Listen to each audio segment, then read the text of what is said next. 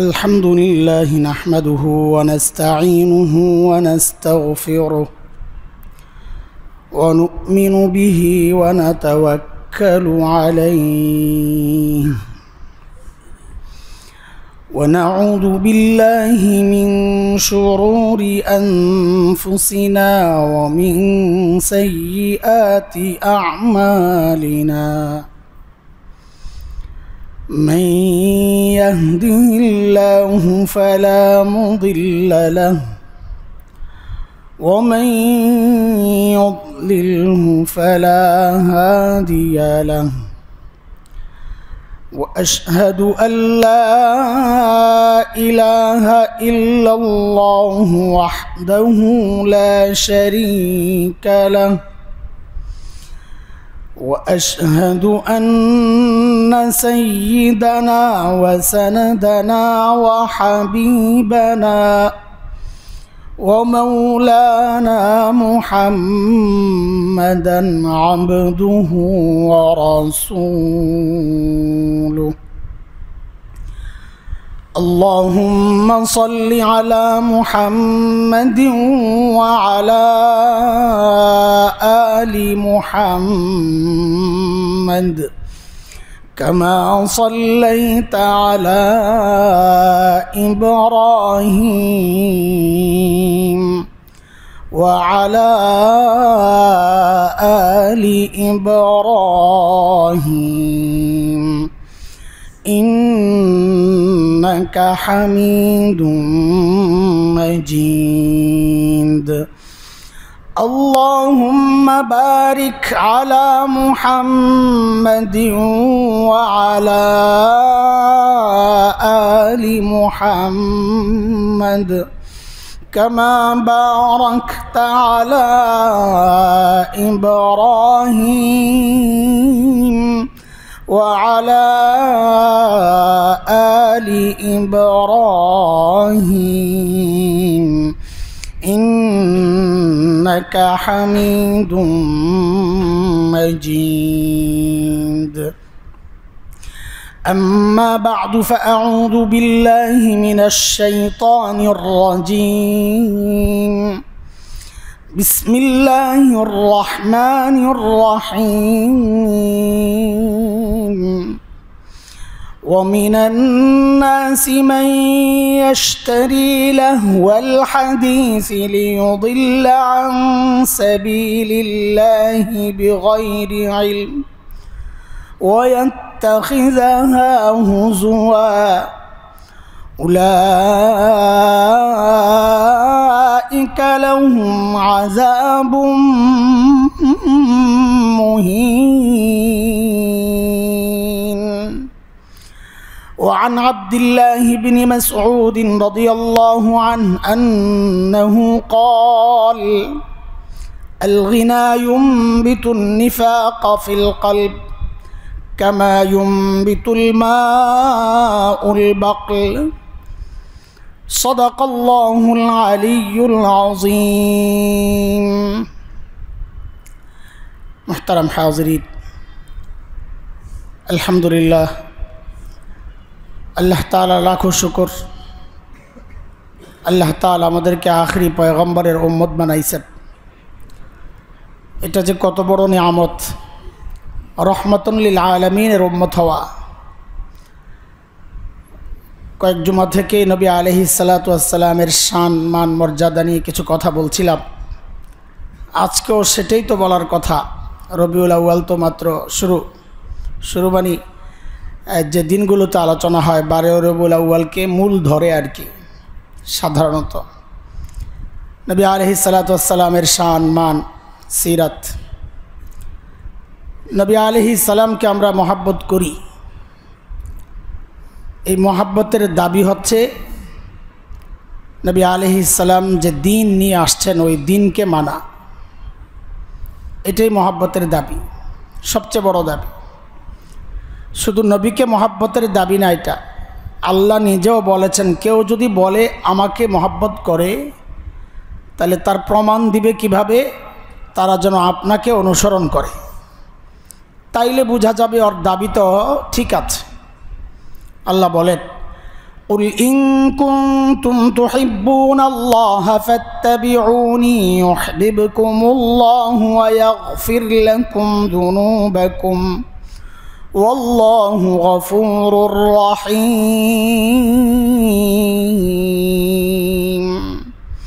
আল্লাহ বলেন, নবী আপনি বলে দেন, কেউ যদি বলে যে সে আমি আল্লাহকে মহব্বত করে, তো আপনি বলে দেন সে যেন আপনাকে অনুসরণ করে, তাহলে তার দাবিও ঠিক থাকবে, পুরস্কারও পাবে। কি পুরস্কার? পুরস্কার হচ্ছে ইউহিব্বুকুমুল্লাহ, আল্লাহও তাকে ভালোবাসবেন। আর কি পুরস্কার? ওয়াগফির লাকুম যুনুবাকুম, আল্লাহ তার গুনাহগুলো মাফ করে দিবেন। তাহলে একটা সুন্নতের জিন্দেগির এটা বড় লাভ যে আল্লাহ তাকে ভালোবাসেন এবং আল্লাহ তাকে মাফ করে দেন। কাকে? যে ব্যক্তি নবী আলাইহিস সালামকে মেনে চলে, নবীর মতো করে নিজের জীবন সাজায়, পরিবার সাজায়, সমাজ সাজায়, রাষ্ট্র সাজায়, সব। শুধু নিজেকে সাজায় না, তাইলে সে তার নবী চিনে নাই। যদি কেউ বলে যে এই সুন্নত এটা ব্যক্তি জীবন, যার যারটা সে করবে কি করবে না তার বিষয়, তাইলে সে তার নবী চেনে নাই। আমার নবী শুধু ব্যক্তি জীবনকে সুন্দর করার জন্যে আল্লাহ তাআলা দুনিয়ায় পাঠান নাই। আমার নবীকে আল্লাহ তাআলা দুনিয়ায় পাঠায়া দেখাইছেন যে একটা সমাজ, একটা রাষ্ট্র কি করে সুন্দর করতে হয়। আমার নবী ওইটাও দেখায়া গেছেন। দুনিয়ার এমন কোনো লাইন নাই, এই জন্যে আমার নবীর তুলনা করা হয়েছে আকাশের সাথে। খোলা আকাশ, খোলা আকাশের সাথে তুলনার মানে কি? একজন চোখ যার ঠিক আছে, চোখ নষ্ট না, ওই মানুষটা যদি আকাশের দিকে তাকায়, সে যেই বয়সের হোক, যেই পেশার হোক, যেই পরিচয়েরই হোক, সে আকাশের দিকে তাকালে আকাশটা দেখতে পায় কি পায় না? ঠিক আমার নবীও আকাশের মতো। তার মানে কোনো বিবেকবান মানুষ যদি আমার নবীকে দেখে, সে যেই হোক, সে যেই বয়সেরই হোক, শিশু হোক, কিশোর হোক, যুবক হোক, পৌড়া হোক, বুড়া হোক, যেই বয়সের হোক, পরিচয় তার যাই হোক, সন্তান, বাবা, ভাই, ভাতিজা, শ্বশুর, নানা, সেনাপতি, ইমাম, যেই পেশার হোক, সে যদি চায় আমি আমার জীবনটা সবচেয়ে উত্তম জীবন বানাবো, একজন বাবা যদি চান আমি আমার জীবনটা সারা দুনিয়ার শ্রেষ্ঠ বাবার হিসাবে আমি পেশ করতে চাই, তো তার জন্যে রাস্তা একটাই, তুমি বাবা মুহাম্মদুর রাসূলুল্লাহর দিকে তাকাও। একজন শ্বশুর যদি মনে করেন আমি ইতিহাসের শ্রেষ্ঠ শ্বশুর হতে চাই, তো তার জন্যে রাস্তা একটাই, শ্বশুর মুহাম্মদুর রাসূলুল্লাহর দিকে তাকাও। ঠিক একজন ইমাম, একজন সমাজসেবক, একজন সমাজ সংস্কারক, একজন রাষ্ট্রপ্রধান, একজন সেনাপ্রধান, তারাও যদি চান আমি আমার জীবন কেমন উচ্চতায় নিতে চাই যে মানব ইতিহাসের সর্বশ্রেষ্ঠ ওই পোস্টের আমি সর্বশ্রেষ্ঠ সেনাপতি, বলে রাস্তা একটাই, সেনাপতি মুহাম্মদুর রাসূলুল্লাহর দিকে তাকাও। তো আকাশের দিকে যে তাকায় সে যেমন দেখতে পায়, আমার নবীর জীবনটা এতটা বিশাল যে যে কোনো যুগে, যে কোনো ব্যক্তি, যে কোনো বয়সের, যে কোনো পেশার, যে কোনো পরিচয়ের, সে যদি ওই জায়গায় তার ওই বিষয়ে সে শ্রেষ্ঠত্ব অর্জন করতে চায়, তাহলে রাস্তা একটাই, নবী মুহাম্মদুর রাসূলুল্লাহ সাল্লাল্লাহু আলাইহি ওয়াসাল্লামের দিকে তাকাও। রহমাতুল লিল আলামিন শুধু আখিরাত কেন্দ্রিক না, যে নবীকে মানলে আমি জান্নাত পাবো, জাহান্নাম থেকে বেঁচে যাব, আল্লাহর ভালোবাসা পাবো, শুধু এটাই না। রহমাতুল লিল আলামিনের সম্পর্ক এই জগৎ দুনিয়া এটার সাথেও। কেউ যদি সুন্নাহ অনুযায়ী জীবন সাজায়, তার স্বাস্থ্য ভালো থাকে, তার পরিবারে শান্তি নেমে আসে। আমরা নবীর সুন্নাহগুলো নিয়ে অনেক আগে আলোচনা করেছি যে কতটা স্বাস্থ্যকর প্রত্যেকটা সুন্নাহ। আজকের বিজ্ঞান গবেষণা করে বলতেছে, আমরা বললে তো এত গুরুত্ব দেন না। নবীর খাওয়ার পদ্ধতি সবচাইতে স্বাস্থ্যকর পদ্ধতি, নবীর ঘুমানোর পদ্ধতি সবচাইতে স্বাস্থ্যকর পদ্ধতি। সেই ঘুরে ফিরে আবার সেই নববী জিন্দিগির দিকেই যাচ্ছে পশ্চিমারা। আমি মুসলমান, খালি ওদেরকে ফলো করে, ওরা যেটা বলে ওইটা করি, কিন্তু আমি বুঝতে চেষ্টা করি না এই কথাটাই আমার নবী 1400 বছর আগে বলে গেছেন, আমি গুরুত্ব দিই নাই। অথচ সবাই দাবি নিয়ে বসছি এখানে যে আমরা নবীকে ভালোবাসি, না বাসেন না? এটা জিজ্ঞেস করাও তো অমূলক, নাইলে এই কষ্ট করে কি জন্য আসছেন? আল্লাহ আল্লাহ রসুলকে ভালোবাসার নজরানা পেশ করার জন্যই তো। আজকে আমার সে বিষয়ে আলোচনা উদ্দেশ্য না, আজকে একটা গুরুত্বপূর্ণ বিষয়, যে বলছিলাম আলোচনা তো এটাই এখন সময়ের দাবি। তার চেয়ে বড় দাবি হচ্ছে একটা, যেটা সামনে চলে আসছে। কুরআন আল কারীমের সূরা লোকমান এর একটা আয়াত আমি পড়েছি, 6 নম্বর আয়াত। আল্লাহ তাআলা বলেন, কতক লোক এমন আছে মাইয়াশতারি লাহুয়াল হাদিস, খালি শব্দটা শোনেন, আমরা ব্যাখ্যায় পড়ে যাব। যারা লাহুয়াল হাদিস কিনে আনে, কেন? মানুষকে পথভ্রষ্ট করার জন্যে, না বুঝেই করে এটা, এবং হাসি তামাশায় লিপ্ত হওয়ার জন্যে, দিনকে ঠাট্টার বস্তু বানানোর জন্যে। আল্লাহ তাআলা বলেন, দুনিয়ায় যা ইচ্ছা করে নাও, তাদের জন্যে আল্লাহ তাআলার লাঞ্ছনাদায়ক শাস্তি আল্লাহ তাদের জন্যে রেখেছেন, অপেক্ষা করতেছে। দেখেন, একটা হচ্ছে কঠিন শাস্তি। ইমানদারদের ব্যাপারে আল্লাহ কোরআনে যত জায়গায় শাস্তির কথা বলেছেন, যে ইমান আছে কিন্তু এই পাপগুলো করেছে, সেখানে শাস্তির কথা আসলে আযাবুন আলীম আসছে, কষ্টদায়ক শাস্তি। লাঞ্ছনার শাস্তি এটা আসছে কাফেরদের ব্যাপারে, কারণ ইমানদারদের শাস্তি তাকে অপদস্থ করার জন্যে না। লাআল্লাহুম ইয়ারজিউন, আল্লাহ বলেছেন আমি এই শাস্তি দেই যেন সে তার এই অপকর্ম থেকে ফেরত আসে, তাকে অপদস্থ করার জন্যে না।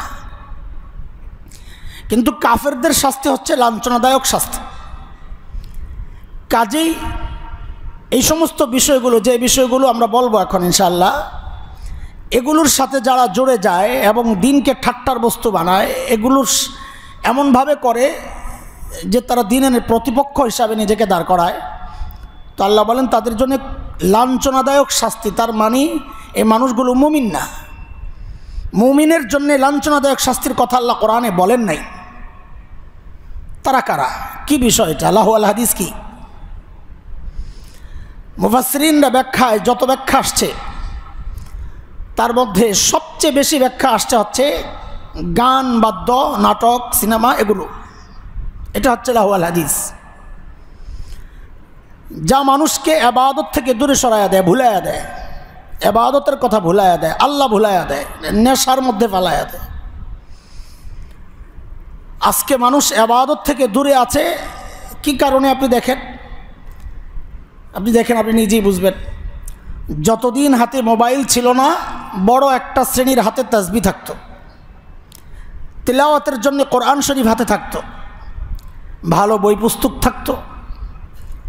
যেই মোবাইল আসছে এখন, এত উপকরণ পেয়ে গেছে, সে ওগুলা পড়ার সময় নাই, জিকির আজকারের সময় নাই, সারাক্ষণ বসে বসে এই কাজ চলতেছে। রাস্তায় হাঁটতেছে তো লাগায়া কানের মধ্যে শয়তানের লেন্স, বাস চলতেছে। গাড়িতে চলতেছে তো চলতেছে, আরে এমনকি ঘুমাইতে যাবে ওখানেও চলতেছে, ঘুম আসে না, গান শুনতে শুনতে ঘুমাই যেতেছে। ওরে আল্লাহর বান্দা, ওই অবস্থায় মৃত্যু হইলে হাসরে গান শুনতে শুনতে উঠতে হবে। খবর আছে কিছু, এটা আমার কথা না, এটা হাদিস। ইন্নাকুম তুহশারুন কামা তামুতুন, আল্লাহর নবী বলেন তোমার হাসর ওই অবস্থায় হবে যেই অবস্থায় তোমার মৃত্যু হয়েছে। এই জন্যই তো শহীদরা যখন হাসরের মাঠে উঠবে, তাদের শরীর থেকে তাজা রক্তগুলো ঝরতে থাকবে, কারণ ওই অবস্থায় তার মৃত্যু হয়েছে। এটা এতটা ইজি হয়ে গেছে এখন, গান বাজনা, নাটক, সিনেমা এতটা ইজি হয়েছে যে এখন রমাজান উপলক্ষে গান রিলিজ হয়। রমাজানের পুরস্কার, ঈদের আনন্দ, আল্লাহ কর্তৃক দেওয়া এই পুরস্কার এই ঈদের উপলক্ষে সিনেমা রিলিজ হয়, গান রিলিজ হয়, কি আশ্চর্য কথা। যত অশ্লীল সিনেমা নাটকগুলো আছে সব ঈদে রিলিজ করার জন্য তারা অপেক্ষায় থাকে। ওয়াত্তাখিযাহা হুজুয়া, কোরআন তো বলতেছে যে এটাকে যে একটা ঠাট্টা তামাশার বস্তু বানাবে তারা, এটা তো বাস্তবতা। ঈদ তো হচ্ছে রোজাদারের জন্য আল্লাহর পক্ষ থেকে পুরস্কার, এটা গুনাহগার অপরাধীরা উদযাপন করার জন্য না ঈদ। ভিন্ন প্রসঙ্গ, তাও বোঝানোর জন্য বলতেছি। হাদিস আসছে লিসাইম ফারহাতান, ফারহাতুন ইনদা ফিতরিহ ও ফারহাতুন ইনদা লিকাই রাব্বিহ। রোজাদারের দুইটা আনন্দ, একটা যখন সে রোজা ভাঙে, রোজা ভাঙের দুই অর্থ, প্রতিদিন ইফতারের সময় যখন রোজা ভাঙে ওইটাও হইতে পারে, মাস শেষে যখন রোজা ভাঙে মানে রোজা শেষ এখন ঈদ আসবে ওইটাও হইতে পারে। তো প্রত্যেক রোজাদারের দুইটা আনন্দ, একটা হচ্ছে রোজা ভাঙ্গার আনন্দ, আরেকটা হচ্ছে যখন আল্লাহর হাত থেকে সরাসরি পুরস্কার গ্রহণ করবে ওই আনন্দ।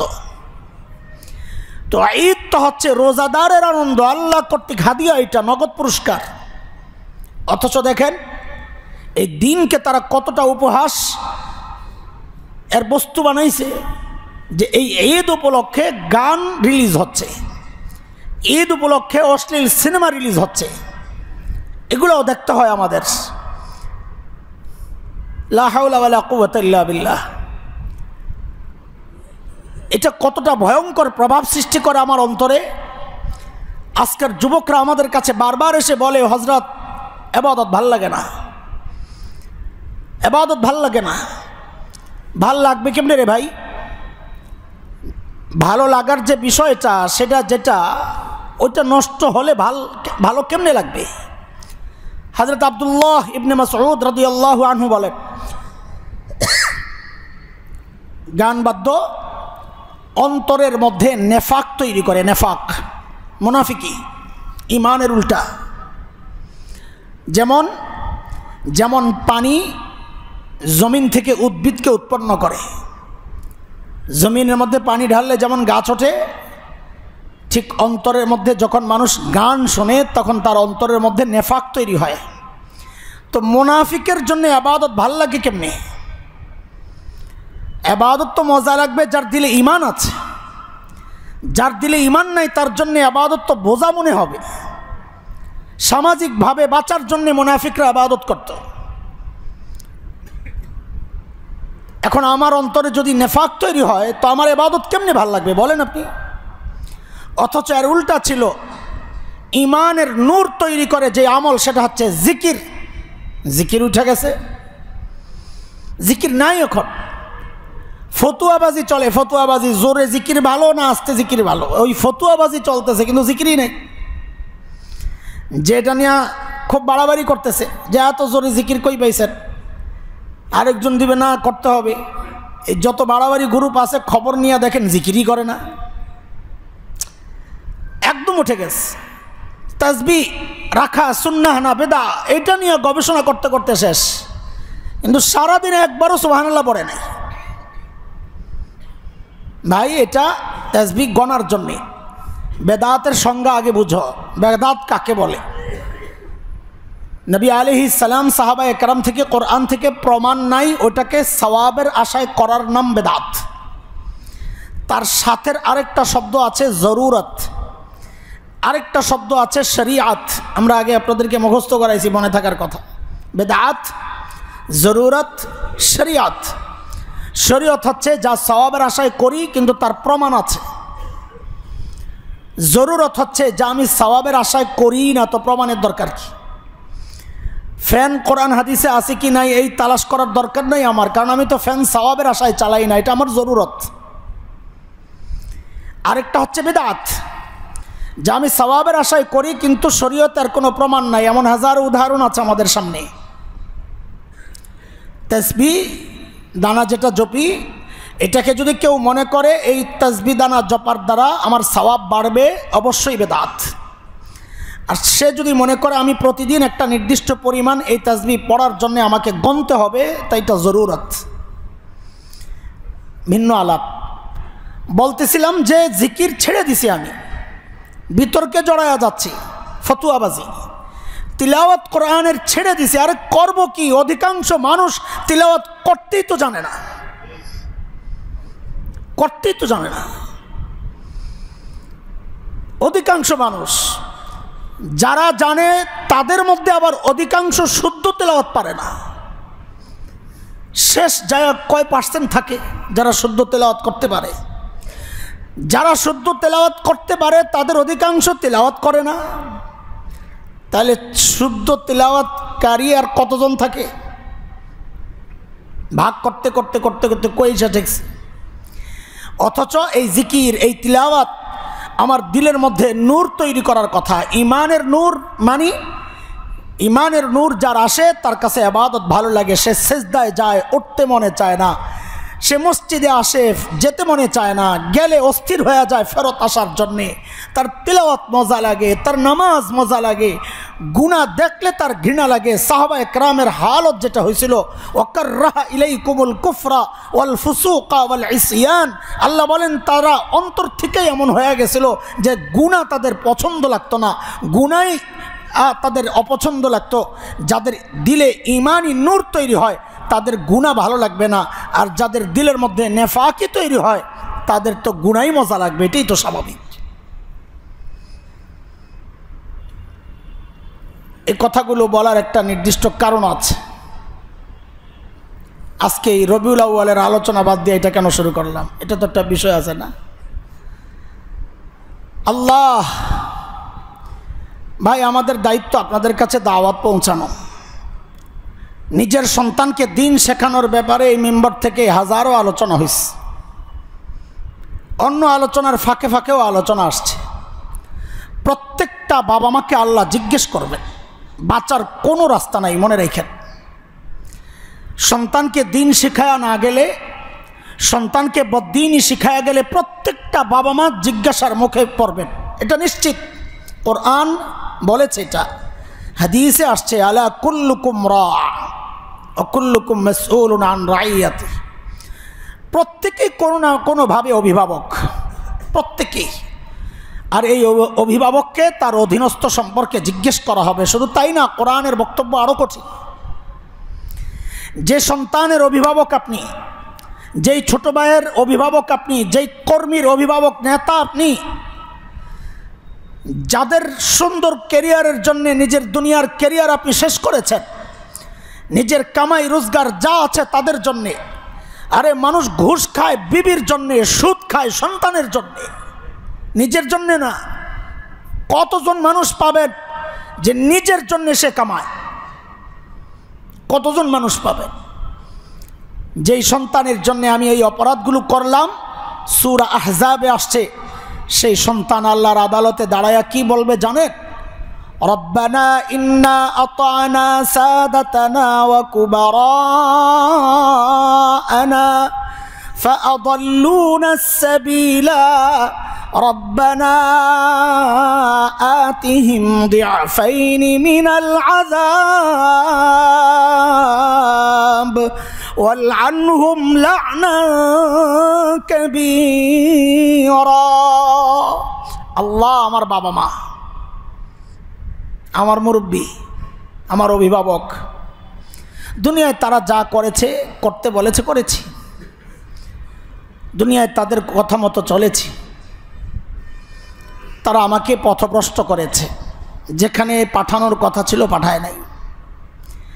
এখন সন্তান অধীনস্থ আল্লাহর কাছে নালিশ করতেছে। কিসের নালিশ? এখন আমি চাই আপনি তাদেরকে ডাবল শাস্তি দিবেন। ও মুসলমান, ও বাবা, ও বড় ভাই, কান খুলে শুনুন। আল্লাহর সামনে আপনার সন্তান যাদের জন্য নিজের দুনিয়ার ক্যারিয়ার শেষ করেছে, ওই সন্তান আল্লাহর আদালতে দাঁড়ায়া বলছেন, আল্লাহ এখন আমি ডাবল শাস্তি চাই। ডাবল কেন? মুফাসসিররা লেখেন, ডাবল হচ্ছে অপরাধও ডাবল। কি? তো আগে একটা উদাহরণ বুঝেন। সন্তানকে খাওয়ানোর দায়িত্ব ছিল আপনার,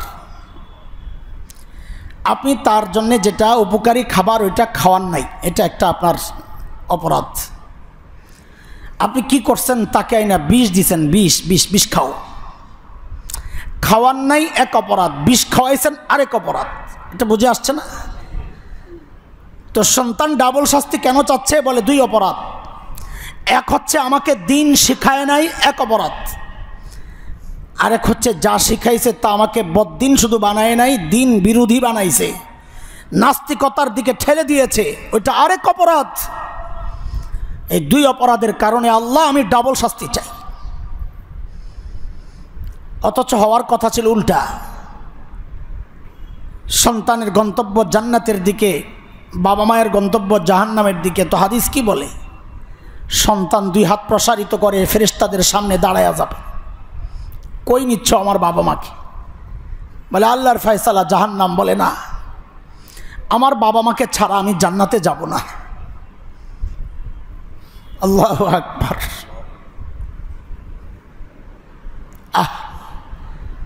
ফেরেশতারা আল্লাহকে জানাবেন, তো আল্লাহ বলবেন ঠিক আছে, তাকেও তার বাবা মাকেও জান্নাতে পাঠায়া দাও। হওয়ার তো কথা ছিল এটা। অথচ আপনার আমল আপনাকে জান্নাতমুখী করেছিল, কিন্তু সন্তান যায় উল্টা দাঁড়ায় গেছে। আল্লাহ কাদেরকে জান্নাতে পাঠাচ্ছে? এরা তো ওই বাবা মা যারা আমাকে নামাজ শিখায় নাই, সেজদা শিখায় নাই, যারা আমাকে তিলাওয়াত শিখায় নাই, যারা আমাকে ইসলামী মূল্যবোধ আমার দিল দিমাগের মধ্যে ঢুকায় নাই, বরং আমার আশপাশকে এমনভাবে তারা সাজিয়েছিল যে আমি অটোমেটিক ইসলাম বিরোধী হয়ে গেছি। আমি তো জাহান্নামে যাবই, তাদেরকে ছাড়া যাব না, তবে তাদের শাস্তিটা যেন ডবল হয়। কোরআনের কথা, আতিহিম দিআফাইনি মিনাল আযাব। সূরা হামিমে আস-সাজদায় আসছে আরো ভয়ঙ্কর কথা, আরিনাল লাযাইনি আদাল্লানা মিনাল জিন্নি ওয়াল ইনস নাজআলহুমা তাহতা আকদামিনা। আল্লাহ মানুষ জিনের মধ্যে যারা আমাকে পথভ্রষ্ট করেছে তাদেরকে দেখায়া দেন তারা কারা। বলে কেন? বলে তাদেরকে আমি পা দিয়ে পিষতে চাই, পা দিয়ে পিষতে চাই। নাজআলহুমা তাহতা আকদামিনা। কোন চিন্তা আছে আপনাদের? আরে আখিরাত বাদ দেন না, বাদ দেন মানে রাখেন, এটা দুনিয়াই বুঝেন। আলহামদুলিল্লাহ আলহামদুলিল্লাহ একটা মূল নীতি শুনে রাখেন, এটা এক চরম বাস্তবতা।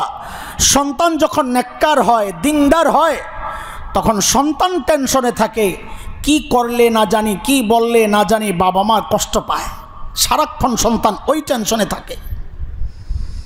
আর সন্তান যখন বেদিন হয়, সন্তানের মধ্যে যদি দিন না থাকে, উল্টা হয়, বাবা মা সারাক্ষণ টেনশনে থাকে, আরে আমার বাচ্চা কোনটা বললে কোনটা করলে কোন মুসিবতে পড়ি। ফলাফল সন্তান বাবা মাকে আদালতের কাঠগড়ায় দাঁড় করায়। দেখেন নাই, যেই মেয়েটা তার বাবা মাকে আদালতের কাঠগড়ায় দাঁড় করাইলো, সে ছিল লালবাগ মাদ্রাসার ছাত্রী, ইংলিশ মিডিয়াম। বেয়াদব, কি আসলেই ঠিক নাকি? আমি ইংলিশ মিডিয়ামকে তাচ্ছিল্য করছি না। উনি বাচ্চাকে শুধু ইংলিশ মিডিয়ামে পড়ান নাই, সাথে দিন শেখান নাই। ইংলিশ মিডিয়ামের বিরোধিতা করছি না আমরা, দিন শেখায় নাই। আপনি বাচ্চাকে ইংলিশ মিডিয়াম কেন, আরও যা মিডিয়াম, চায়না মিডিয়ামেই পড়ান, আমার কি আসে যায়। কিন্তু বাবা হিসাবে সন্তানকে দিন শিখাইয়া নিয়েন, তাইলে ওই বাবা ওই সন্তান ইঞ্জিনিয়ার হবে, রডের বদলে বাস ঢুকাবে না। ওই সন্তান ডাক্তার তো হবে, করোনার টিকা না দিয়েই সার্টিফিকেট বিক্রি করবে না। দেখেন না এগুলো? দেখেছেন? সন্তানকে দিন শিখাইছেন, কিন্তু সন্তান দিনদার হয় নাই, ওইটাও সমস্যা। এই জন্য বাচ্চা যখন থাকে তখন থেকেই তাকে ওইভাবে গড়ার চেষ্টা করা। ছোটবেলা থেকেই তার অভ্যাস যেটা হয়, ওইটাই বড় হলে থাকে। কাঁচা মাটি বা কি বলে সিমেন্ট যখন মাত্র গোলায়, তখন যা ইচ্ছা তা করা যায়। যখন এটা শক্ত হয়ে পাথর হয়ে যায়, তখন এটাকে সোজা করতে গেলে ভাঙতে হয়, ভেঙে যায়। এই ছোট্ট ছোট্ট কচি মন, এই বাচ্চাগুলার আপনি যা শেখাবেন সে তাই করবে। ঘরে নামাজ পড়লে বাচ্চাও নামাজ পড়ে সাথে সাথে, আমরা দেখেছি। ছোট্ট ছোট মেয়েরা বাবার সাথে টুপি পরে নামাজ পড়ে, এই ভিডিও দেখেছি কত। কারণ সে দেখছে, এটা শিখছে। আপনি আপনার বাচ্চাকে কি পড়াবেন, কি শেখাবেন, এটা আপনার বিষয়। কিন্তু আমাদের অনুরোধ, এমন কিছু করবেন না যেন বাচ্চা আপনাকে আদালতের কাঠগড়ায় দাঁড় করায়। এমন কিছু করবেন না যেখানে বাচ্চা নেশার টাকার জন্যে অথবা সমকামী বাচ্চা নিজের ঘরের মধ্যে নিজের সঙ্গীকে নিয়ে থাকতে না পারার কারণে বাবাকে ধর্ষক হিসাবে সাব্যস্ত করে মামলা দেয়, হত্যা করে। হয় নাই কদিন আগের ঘটনা হয়েছে। এমন যেন না হয়। দুনিয়ায় অশান্তি, আখিরাতের চূড়ান্ত আযাব তো অপেক্ষা করতেছে। আলহামদুলিল্লাহ, গর্ব নয়, এটা বাস্তবতা। আমাদের বাবা মা আমাদেরকে দিন শিখাইছেন। মানুষ কতটুকু করতে পারছেন জানি না, চেষ্টা করেছেন তারা, এর মধ্যে কোনো সন্দেহ নাই। আমি আমার বাবারটাই বলতেছি, আমাদের পেটে যেন একটু হালাল খাবার যায়, এর জন্য আমার বাবার কত ফিকির ছিল। যারা পুরাতন আছেন ওনারা জানেন। এখানে একটা টিনের ঘর ছিল, আপনারা এখন যে অজুখানা, এটা অজুখানা ছিল না, এখানে আব্বার একটা ছোট্ট টিনের ঘর ছিল। সারাদিন বসে বসে দেখতাম ঘড়ি ঠিক করতেন। ঘড়ি ওই সময় পার্টসের ঘড়ি, এখন তো ডিজিটাল ঘড়ি আসছে, সবাই ঠিক করতে পারতো না। আবার অনেক দুষ্টামিও হয়। একটা ঠিক করতে নিয়েছেন, পার্টস আরেকটা রেখে দিয়া 2 দিন পরে আবার নষ্ট, আবার যাও, এই কাজ। তো আব্বা ছিলেন বিশ্বস্ত ঘড়ির মেকার। অনেক দূর দূর থেকে মানুষ আসতেন, 10 টাকা 15 টাকা 20 টাকায় বিল। সারাদিন বসে বসে এই কাজটাই করতেন আব্বা, এই কাজটাই করতেন। মসজিদ থেকে যতটুকু পেতেন এটা, আর ওই ঘড়ির মেকার ছিলেন আমার আব্বা। এটা আমার গর্ব। অনেকে বাবা মার পেশা নিয়ে তাচ্ছিল্য করে যে অমুকে তো রাজমিস্ত্রির ছেলে, অমুকে তো ওইটার ছেলে। না না, অমুকে দুর্নীতিবাজ কোনো কর্মকর্তার ছেলে না, এটাই তার গর্ব। হ্যাঁ, বাবা সৎভাবে কাজ করে সন্তানকে লেখাপড়া করিয়েছেন, এই জন্যে সন্তান ওইরকম সৎ সাহসী হয়েছে। এটা বাবা মার আয়ের ইনকামের উপর ভিত্তি করে সন্তান কোন লাইনে যাবে। দোস্ত, আপনি আপনার সন্তানকে কি খাওয়াচ্ছেন আপনি জানেন, আপনি আপনার সন্তানকে কি শেখাচ্ছেন আপনি জানেন, কোন পরিবেশে বড় করতেছেন আপনি জানেন। এটা আপনার সিদ্ধান্ত। আমাদের জিম্মাদারি আপনার জানায়া দেওয়া, আপনার দুনিয়া এবং আখিরাতের মঙ্গলের রাস্তাটা বাতায়া দেওয়া। সেজন্যই এই কথাগুলো বলতেছি। তাও আজকে এটা বলা উদ্দেশ্য না, এই বিষয়ে অনেক আলোচনা হয়েছে। সেটা হচ্ছে রাষ্ট্রীয়ভাবেও এখন সন্তান বেদিন হওয়ার যত রকমের চক্রান্ত তা চালু হয়ে গেছে। আমরা জানি না আপনারা জানেন কিনা, গত কয়েকদিন আগে গেজেট পাস করা হয়েছে। এটা গেজেট আকারে চলে আসছে, পাস তো হবে। সেটা হচ্ছে বাংলাদেশের যত প্রাথমিক বিদ্যালয় আছে, প্রায় 65,000 প্লাস, 65,500 কতজন, 500 প্লাস। এই স্কুলগুলোর মধ্যে সেটা যতটুকু জেনেছি, খোঁচাটা আসছে বিশ্বব্যাংক থেকে। চাপ দিছে, চাপ দুনিয়ার সিস্টেমে, এটা চাপ যার দুনিয়া তার। আপনারা চাপ দিতে পারেন না, তো আপনাদের মূল্যবোধের কথাগুলো তারা পাশ করার চিন্তা করে না। যারা চাপ দিতে পেরেছে, এটা গেজেট পর্যন্ত চলে আসছে। সেটা কি, বাংলাদেশের প্রত্যেকটা প্রাথমিক বিদ্যালয়ে একজন করে গানের শিক্ষক নিয়োগ দেওয়া হবে। কি শেখাবে? গান শেখাবে। কাকে? 92% মুসলমানের সন্তানকে।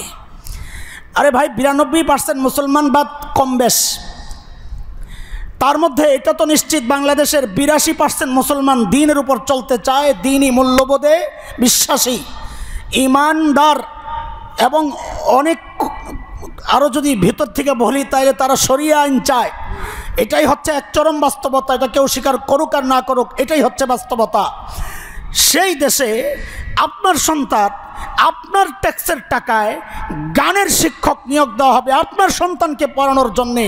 আমি আপনাদেরকে বলি, আমি মৌলবী, আপনার ভাই হিসাবে আমার পেরেশানি, বাবা হিসাবে আমার পেরেশানি নাই। এজন্যে, কারণ আমার সন্তান ওই ঘোড়ার ডিমের গান শেখার জন্য স্কুলে যাবে না।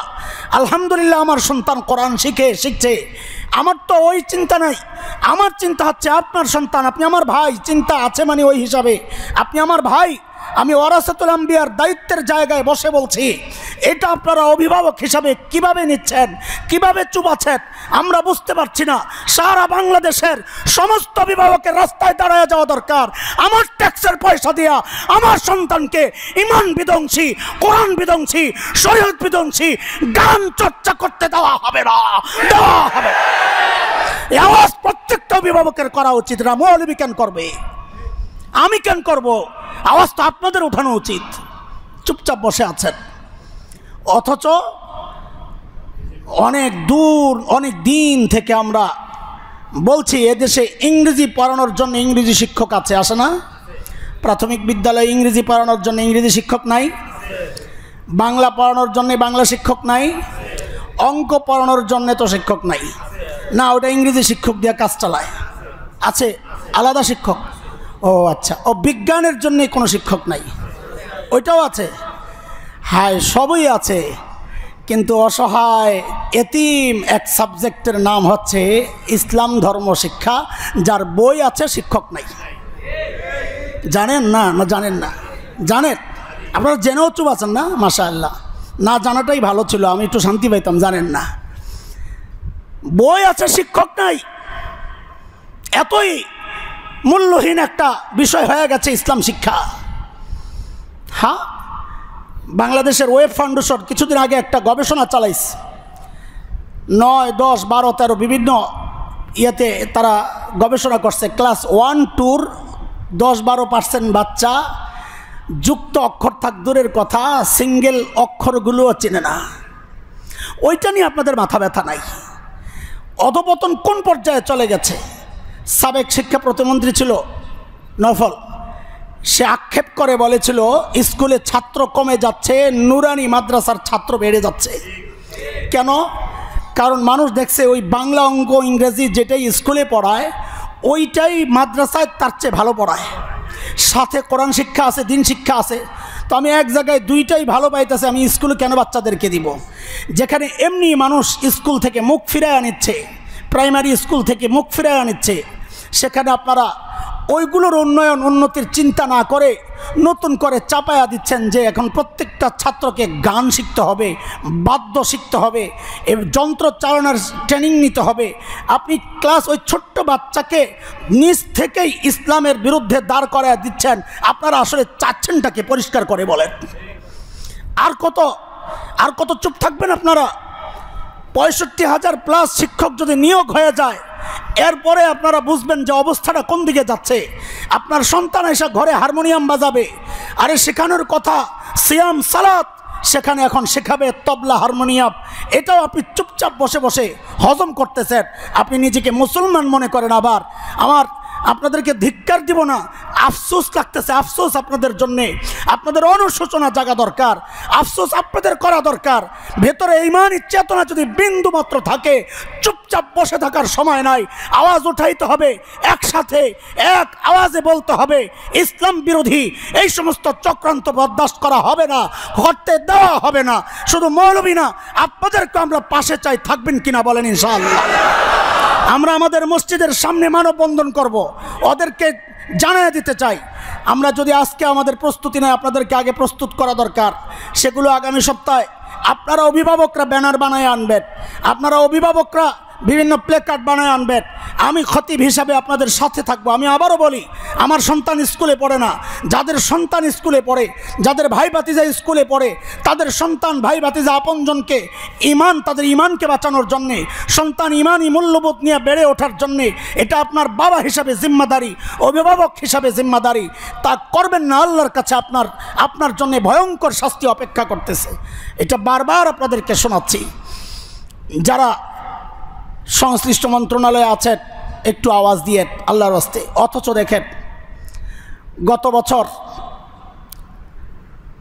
6 অক্টোবর 2024-এর কথা, আমাদের সুপ্রিম কোর্টের আইনজীবী ভাই শহীদুল ইসলাম মিলন, তিনি ধর্মীয় শিক্ষক নিয়োগের জন্য রিট করেছেন, বিভিন্ন মন্ত্রণালয়ে চিঠি পাঠাইছেন, গণশিক্ষা বলেন, প্রাথমিক শিক্ষা বলেন, এমনকি অর্থ মন্ত্রণালয়েও তিনি চিঠি পাঠাইছেন, কারণ ওখান থেকে অর্থ বরাদ্দ হবে। এটাও একটা ব্যাপার আছে যে আমরা ধর্মীয় শিক্ষক চাই। ধর্মীয় শিক্ষক নিয়োগ দিলে তো মৌলবি দেওয়া লাগবে, বাচ্চাগুলারে মৌলবি বানায় দেয় কিনা ওই আশঙ্কা আপনাদের, তাই না?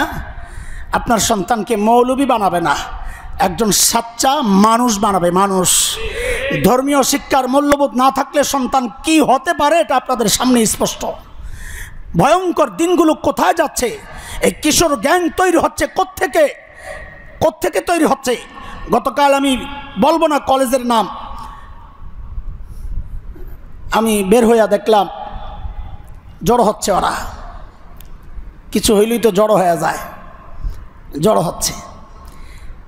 অধিকাংশের সিগারেট টানতেছে।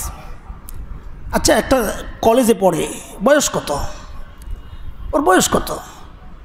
ও বালেগ হয়েছে কয়দিন হয়েছে, সিগারেট টানতেছে। চুলের কি অবস্থা, চেহারার কি অবস্থা, কি মানে এতটা ভয়ঙ্কর লাগতেছে দেখতে, একটা আতঙ্ক, সাক্ষাৎ আতঙ্ক। দেখলেই তো ভয় লাগে। আরে ও বাচ্চা মানুষ, ওকে দেখলে মায়া লাগার কথা, ওকে দেখলে বুকে জড়ায় নেওয়ার ইচ্ছা জাগার কথা। অথচ আজকের সমাজ এমন শিক্ষায় ওদেরকে শিক্ষিত করছে, এমন আদর্শ ওরা লালন করছে, এমন আদর্শ ওরা প্র্যাকটিস করতেছে যে এখন একজন সুস্থ মানুষ রাস্তায় একা একা বের হতে ভয় পায়। কখন না ওরা দলবদ্ধভাবে এসে হামলা করে, একটু এদিক সেদিক হইলেই তো হামলে পড়ে। দেখেছি আমরা, দেখতেছি এগুলা। কেন? এটা মূল্যবোধ নষ্ট হয়ে গেছে। দিনই মূল্যবোধ পারিবারিকভাবে যেটা আসে ওইটা দেন নাই, দেওয়া হয় নাই। এই দিনটা আরও 20 বছর পর যদি হয়, চিন্তা করেন তো। 20 বছর আগের কথা চিন্তা করেন, 20 বছর আগের কথা চিন্তা করেন। তখন কি ঢাকা কলেজ ছিল না, সিটি কলেজ ছিল না, আমাদের এই যে আদর্শ কলেজ কি আইডিয়াল কলেজ ছিল না? ছিল। ও তার আগে বাড়তেছি না, ছিল তো আপনারা বুঝেনি। 20 বছর আগের হালত আর এখনকার হালত আমি আর কি বলবো। সরকারের কাছে এই রিট করা হলো, আদালতে রিট করা হলো, সরকারকে বিভিন্ন মন্ত্রণালয়ে নোটিশ পাঠানো হলো। বছর প্রায় শেষ হয়ে যাচ্ছে। সেই ধর্মীয় শিক্ষক, এটা আমাদের দাবি, যেটা দাবি করছি সেটার খবর নাই, যেটা চাচ্ছি না ওইটা পাশ করাইতে ওরা ব্যস্ত। বিষয়টা কি ভাই? বিষয়টা কি? যেটা আমাদের দাবি, আরে এই দাবির পক্ষে আপনারা, আমি সূত্র জানাই দিই। 21 জানুয়ারি 2010 প্রথম আলোর রিপোর্টে আছে। এটা পতিত সরকারের প্রধানমন্ত্রী ছিলেন শেখ হাসিনা, তিনি আমলে নিয়েছিলেন এবং সিদ্ধান্ত নেবেন অবস্থায় ছিল। কোন কারণে আবার ঘুরে গেছে কে জানে, যে ধর্মীয় শিক্ষক নিয়োগ দেওয়া হবে। তো কাদেরকে তাড়াইলেন আপনারা?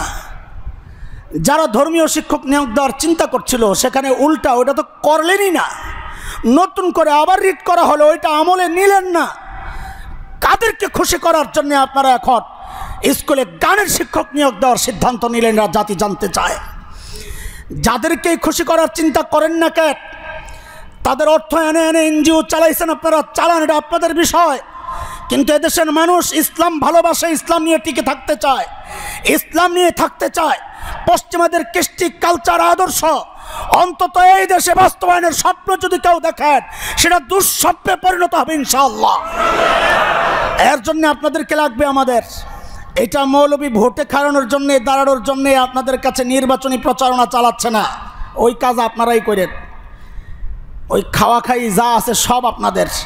শুধু ইমানি ব্যাপার আসলে আমাদের সাথে থাকেন, খাওয়ার ভাগ আমাদেরকে দেওয়া লাগবে না। কথা বুঝতেছেন আপনারা? রাষ্ট্রীয় যত সুযোগ সুবিধা আছে সব আপনারাই ভোগ করেন, আমাদেরকে ভাগ দেওয়া লাগবে না। শুধু এতটুকু অনুরোধ, ইমানের প্রশ্নে আমাদেরকে ছাইরেন না আপনারা। এটা আপনাদের জন্য না, এটা দেশের স্বাধীনতা টিকায় রাখার জন্যে। যে দেশের মূল্যবোধ নষ্ট হয়ে যায়, গাজী সালাউদ্দিন আইয়ুবী বলেছিলেন, যেই সমাজের মূল্যবোধ নষ্ট হয়ে যায়, চেতনা ধ্বংস হয়ে যায়, অন্যের চেতনা প্র্যাকটিস করে, ওই জাতিকে পরাজিত করার জন্য যুদ্ধের প্রয়োজন হয় না, ওই জাতি এমনি হেরে যায়। ওই রাস্তায় তারা তালাশ করতেছে, কারণ তারা জানে যুদ্ধ করে মুসলমানদেরকে পরাজিত করা যায় না, ওদের রক্ত নেওয়া যায়, রক্ত জ্বালায়া, লাশ জ্বালায়া ছাই করা যায়, ছায়ের প্রতিটা কণা থেকে একসময় আল্লাহু আকবারের ধ্বনি উচ্চারিত হয়। এটা হচ্ছে ইসলামের ইতিহাস। ওরা আফগানিস্তান থেকে সাম্প্রতিককালে শিক্ষা নিয়েছে। ওদের চিন্তা যুদ্ধ নয়, এমন কৌশল অবলম্বন করো যেন ওদের যুদ্ধের চেতনা ধ্বংস হয়ে যায়, জিহাদি চেতনা নষ্ট হয়ে যায়। চেতনা ধ্বংসের জন্যে এখন প্রাথমিক শিক্ষাকে ওরা টার্গেট করেছে। ওই ছোট্ট ছোট্ট শিশু গান শিখতে শিখতে বড় হবে, নেফাক তৈরি হবে, তখন তার ইমানের কথা ভালো লাগবে না, নামাজ রোজার কথা ভালো লাগবে না, বাবা মায়ের সাথে সুন্দর আচরণের যে শিক্ষা দিন দিয়েছে, ইসলাম দিচ্ছে, ওগুলো তার ভালো লাগবে না। তাদেরকে লাথি দেওয়া, তাদেরকে তাড়া দেওয়া, তাদেরকে ত্যাগ করার ওই সংস্কৃতির সে চর্চা করবে, এমন একটা সমাজ তারা দিতে চাচ্ছে। এর জ্বলন্ত প্রমাণ হচ্ছে আজকে ট্রান্সজেন্ডারের মতো সামাজিক এমন একটা নোংরা বিষয়কে ওরা বাস্তবায়নের চেষ্টা করতেছে। প্রমাণ এটাও আসছে আপনাদের এই নতুন শিক্ষার গেজেটে 1% শিক্ষক নিয়োগ দেওয়া হবে প্রতিবন্ধী। ওকে, যার পা নাই এমন একজন প্রতিবন্ধীকে যদি আপনি যোগ্যতার ভিত্তিতে দেন, আমাদের কোনো আপত্তি নাই। বরং 1% কেন, আপনি 2% দেন, আমাদের কোনো সমস্যা নাই। না আপনাদের আছে? কিন্তু প্রতিবন্ধীর সাথে যে শব্দ আরেকটা লাগাইছেন, ওইটা কি? তৃতীয় লিঙ্গ। ওইটা কি জিনিস? তৃতীয় লিঙ্গ ওইটা কি জিনিস? প্রতিবন্ধী আর তৃতীয় লিঙ্গ আলাদা করে লেখছেন, তার মানে আপনারা বোঝাতে চাচ্ছেন দুইটা দুই জিনিস। ওইটাই তো আমরা বলতেছি। তৃতীয় লিঙ্গ বলতে বাস্তব অর্থে সেটা যেই দৃষ্টিকোণ থেকেই দেখেন, এটা হচ্ছে একটা বৈষম্যের শব্দ। আজকে হিজড়াদেরকে সামাজিকভাবে আমরা এতটা লাঞ্ছনার শিকার তারা কেন হচ্ছে? কারণ এই সমাজ তাদেরকে নাম দিয়েছে তৃতীয় লিঙ্গ। না, সে তৃতীয় লিঙ্গে হতে যাবে কেন? সে প্রতিবন্ধী। সমাজে চোখ না থাকলে সে তৃতীয় লিঙ্গ হয় না, অঙ্গ প্রতিবন্ধী হয়। হাত না থাকলে সে তৃতীয় লিঙ্গ হয় না, অঙ্গ প্রতিবন্ধী হয়। যদি তার যৌন অঙ্গের কোনো সমস্যা থাকে, এইটার সমস্যা থাকলে সে তৃতীয় লিঙ্গ কেন হবে? অন্য কোনো অঙ্গের নষ্টের কারণে তাকে তৃতীয় লিঙ্গ নাম দিলেন না, নির্দিষ্ট একটা অঙ্গের সমস্যার কারণে তাকে আপনি তৃতীয় লিঙ্গ নাম দিবেন। এটাই তো একটা বড় বৈষম্য। এই বৈষম্য তৈরি করে তাকে আপনি রাস্তায় নামাইছেন। সে চাঁদাবাজি করতে ব্যর্থ হচ্ছে। আজকে সমাজ যদি বলতো না, সে আমার ভাই, সে আমার সন্তান, সে আমার সাথেই থাকবে, তাকে রাস্তায় দাঁড়ায় চাঁদাবাজি করতে হইতো না। তাদেরকে চাঁদাবাজ আমরা বানাইছি, এই সমাজ বানাইছে তৃতীয় লিঙ্গ নাম দিয়া। তারপরেও বলি, তৃতীয় লিঙ্গ যদি হয় হিজড়া, এটা কোনো অভিশাপ না, এটা আসমানি ফয়সালা, এটা অভিশাপ না। কিন্তু আপনারা যেটা ব্যাখ্যা করেন না, অস্পষ্ট রাখছেন মানুষের কাছে, ট্রান্সজেন্ডারকেও এখন আপনারা তৃতীয় লিঙ্গের কোটায় নিয়ে আসতেছেন। বলেন না, ঘুরাইয়া বলেন ট্রান্সজেন্ডার তারাও প্রতিবন্ধী, কিন্তু সেটা অঙ্গ প্রতিবন্ধী না, সেটা হচ্ছে মানসিক প্রতিবন্ধী। কোনো সুস্থ মানুষ এই কাজে জড়াইতে পারে না। যার মাথা নষ্ট হয়ে গেছে সেই এই সমস্ত কাজে জড়ায়। তাকে শিক্ষক হিসাবে এই জাতি দেখতে চায় না, তাকে দেখতে চায় মস্তিষ্ক ঠিক করার যে চিকিৎসালয়, সেই পাবনা তাদেরকে পাঠান, শিক্ষক হিসাবে দেখতে চাই না। অথচ আপনার সন্তানের ট্রান্সজেন্ডারের কাছে পড়ার জন্যে সরকার সিদ্ধান্ত নিচ্ছে 1% ট্রান্সজেন্ডারকে শিক্ষক হিসাবে নিয়োগ দিবে। আপনাদের লজ্জা থাকার কথা। আপনাদের আত্মমর্যাদা বলতে কিচ্ছু নাই। সন্তানকে কার সামনে আপনি বসাচ্ছেন শিক্ষার জন্য? কি শিখাবে সে? সে তার ওই নষ্ট মস্তিষ্কের থেকে নষ্টামি শিখাবে, আর কিচ্ছু না। চুপচাপ আছেন সব। মৌলবীদের কাজ মৌলবীরা করতেছে, আমাদের কাজ আমরা করতেছি, কি আসে যায়? আফসোস করবেন একদিন, আফসোস করবেন এই জগতে, আফসোস করবেন আখেরাতে, মনে রেখেন। অথচ নারীবাদী সরকার, নারী কোটা ছিল, ওটারে বাদ দিয়ে দিস। আফসোসের জায়গা দেখেন, নাম দিছে নারীবাদী সরকার, আমাদের কোনো আপত্তি নাই। মেয়েদের জন্য একটা কোটা ছিল আলাদা শিক্ষক নিয়োগে, ওইটারে বাদ দিয়ে দিস। আর আমাদেরকে বলেন আমরা নারী বৈষম্যের হতা না, নিজেদেরকে অনেক বেশি নারীবাদী মনে হয়, তো নারী কোটা কেন বাদ দিলেন? আপনাদের জিজ্ঞেস করা উচিত এদেরকে। নারী কোটা বাদ দিয়ে আপনি ট্রান্সজেন্ডার কোটা আনলেন, তার মানে আপনাদের কাছে একটা ট্রান্সজেন্ডারের যেই তাদের জন্য আপনাদের যে দায়িত্ববোধ, এদেশের নারী সমাজের প্রতি ওই দায়িত্ববোধ আপনাদের নাই। আবার নিজেদেরকে নারীবাদী দাবি করেন, সব হচ্ছে ধান্দা, পশ্চিমাদের পয়সা খাওয়ার ব্যবস্থা। কিসের নারীবাদী? যারা নারীবাদী, প্রকৃত অর্থে নারীবাদী, তারা নারীকে রানীর জায়গায় বসাবে, চাকরানির জায়গায় না। আপনারা একটা পতিতাকে শ্রমিকের মর্যাদার জন্য আন্দোলন করেন, আপনাদের লজ্জা থাকার কথা। একটা নিকৃষ্ট কাজ করে তাকে আপনি শ্রমিক বানাইতে চান কেন? কেন বানাইতে চান? তাকে বাংলাদেশে শ্রমের অভাব আছে, তার জন্য আলাদা শ্রমের জন্যে, এই সমস্ত অসহায় নারীর জন্যে আলাদা একটা জায়গা করা যায় না, আলাদা কোনো কর্মক্ষেত্র তৈরি করা যায় না। শ্রমিক তাকে বানান, তার ইজ্জত রক্ষায় সে শ্রম দেখ, তার সম্মান মর্যাদা রক্ষায় তার জন্য আলাদা ব্যবস্থা আপনি করবেন না, বরং তাকে শ্রমিকের মর্যাদা দেওয়ার জন্যে আপনার এত মাথা ব্যথা। সুবহানাল্লাহ। তো নিজের মর্যাদাও রক্ষা হয় শ্রমিক হিসাবে, তাই না? আমরা আর আগাইতে চাই না, কথা আগাইলে অনেক দূর চলে যাবে। এগুলো বুঝার চেষ্টা করেন আল্লাহর ওয়াস্তে, আল্লাহর ওয়াস্তে বুঝার চেষ্টা করেন। এটা ঈমান নেফাকের সংঘর্ষ, এটা কোনো রাজনৈতিক সংঘর্ষ না, এটা আওয়ামী লীগ বিএনপির সংঘর্ষ না, জামাত বিএনপির সংঘর্ষ না, এটা ঈমান আর বেঈমানের সংঘর্ষ, ঈমানদার আর বেঈমানের সংঘর্ষ। এটা পশ্চিমা বিশ্বের নষ্ট ভ্রষ্টতা এবং ইসলামের আদর্শ কালচারের বিরুদ্ধে লড়াই। আপনি কোন পক্ষ যাবেন, কোন পক্ষে থাকবেন, এটা আপনার সিদ্ধান্ত। আমার দায়িত্ব আপনাকে সচেতন করা, সচেতন নাগরিক। প্রত্যেক অভিভাবককে আমরা আগামী জুমায় রাস্তায় দেখতে চাই। বলে আমি রাস্তায় নামলে কি হবে? আরে ভাই, আমার জায়গায় আমি আল্লাহকে বলতে পারবো, আল্লাহ আমার সামর্থ্য যতটুকু ছিল তা আমি দেখাইছি, তাও যদি না দেখান আল্লাহর আদালতে দাঁড়াই আর জবাব দিতে পারবো না আমরা। আল্লাহ তাআলা এই দেশকে পশ্চিমাই চক্রান্ত থেকে হেফাজত করেন। শাহজালালের এই দেশকে আল্লাহ তাআলা শরিয়া আইনের জন্য কবুল করেন। আমি আরো জোরে আমিন শুনতে চাই। আল্লাহু আকবার। কোরআনী শাসনের জন্য আল্লাহ জমিনকে কবুল করেন। আমিন। ওয়া আখিরু দাওয়ানা আলহামদুলিল্লাহি রাব্বিল আলামিন।